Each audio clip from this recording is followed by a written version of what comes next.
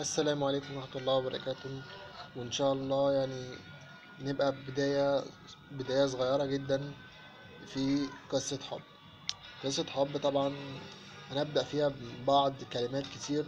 بس قبل أي شيء، لو مش مشترك في قناة اشترك وفعل زر الجرس عشان يوصلك كل جديد.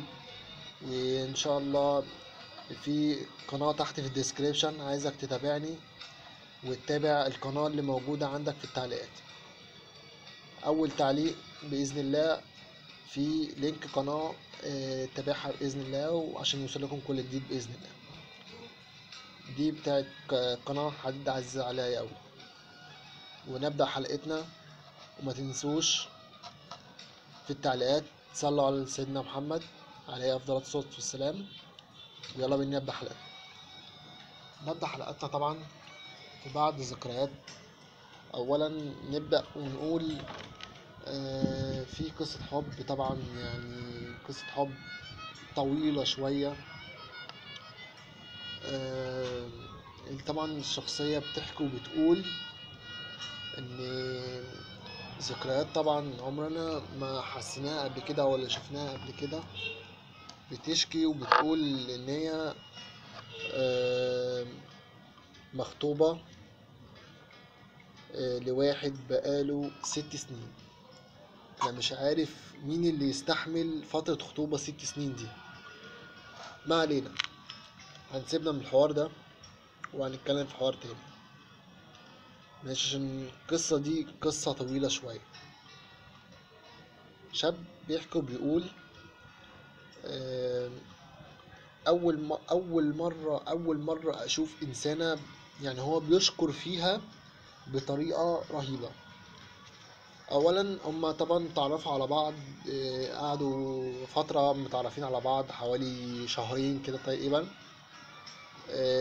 قعدوا شهرين مع بعضيهم قبل أي شيء، قبل أي خطوبة بتاع أي إن كان.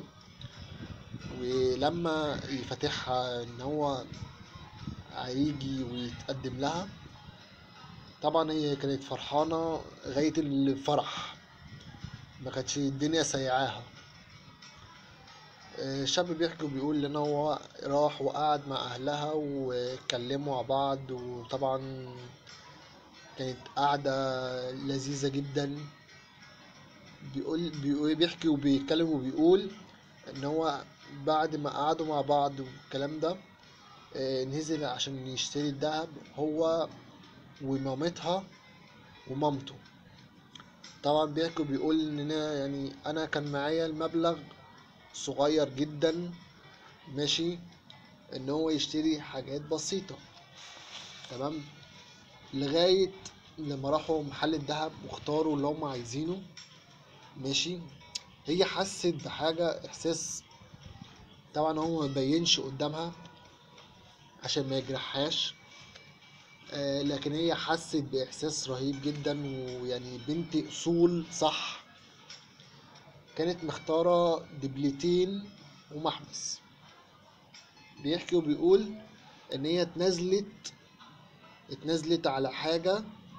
قالت هي مش لازم، مش الدهب مش كل حاجة. الدهب مش كل حاجة، وانا طالما حبيت الشخص هحبه من غير اي حاجة. الكلام ده قالته له قدام بتاع الدهب بالظبط.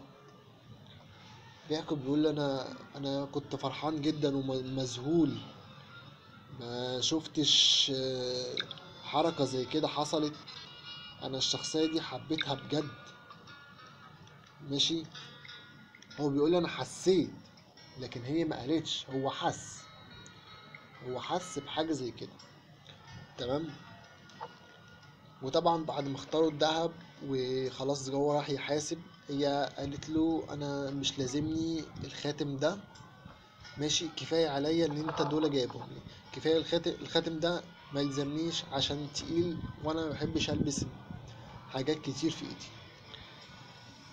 تمام. دي اول خطوة هي عملتها كويسة. بيقول لك خرجت طبعا وخلاص، هما حاسب على الدهب وحاسب على كل حاجة والحمد لله. طبعا راحوا عشان يعملوا تحضيرات الخطوبة. دخلوا محل فساتين. امه هو بتحكي بتقول له دي شافت فستان في الباترينا، ماشي، لقيته سعره غالي، فقالت لا المحل ده مفهوش حاجات تناسبني، مع ان الفستان كان عاجبها موت موت، ماشي. لكن البت كانت حاسه بالشخص ده وحباه، وقالت انا، هو بعد ما خلاص خرجوا من بتاع الدهب ومامته قالت له الكلمتين دول، قال لها انت ليه ما اخترتيش الفستان ده مع انك كنت حباه جدا، انا كنت ملاحظ الحاجات حاجه زي كده. قالت له لا انا مش حباه، طالما الحاجه ان انت ما نقيتهاليش بايدك طبعا مش هتعجبني، وكده كده الفستان تقيل ومش عاجبني. يعني انا كنت فرحان جدا بحاجه زي كده. بيقول هو راحوا محل فساتين تاني وحبوا يختاروا فستان تاني. بيقول لك هو دخلوا دخلوا المحل وحبوا يختاروا الفستان المعين، بس هي شافت فستان كويس جدا وسعره كويس فاختارته، تمام. وبيقول لك الفستان عجبه جدا الفستان، عشان حبه ليها حب يفرحها، وعمل لها احلى خطوبة حصلت في التاريخ، وعزم لها الناس. يعني كان صعب ان الناس دول يتجمعوا في خطوبة واحدة او يتجمعوا في مكان واحد، وجاب لها حد عزيز عليها قوي في الخطوبة دي، وعمل لها الخطوبة في قاعة، تمام. وبيقول انا عملت الخطوبة في قاعة لاني لقيتها انسانة كويسة جدا، ودي الانسانة اللي تصني. أم، هنحكي طبعا بالنسبة للشاب ده، نقول له طبعا احنا في نهاية حلقتنا، ونقول له ألف مبروك، ودي الإنسان اللي تعاشرك صح، اللي هتفضل معاك طول حياتك، يا ريت تحافظ عليها وما تخليهاش تروح من ايديك، تمام. والف الف مبروك ليكم ان شاء الله. طبعا وصلنا لغايه نهايه حلقتنا، وبفكر الناس اشتركوا في القناه وفعلوا زر الجرس عشان يوصلكم كل جديد.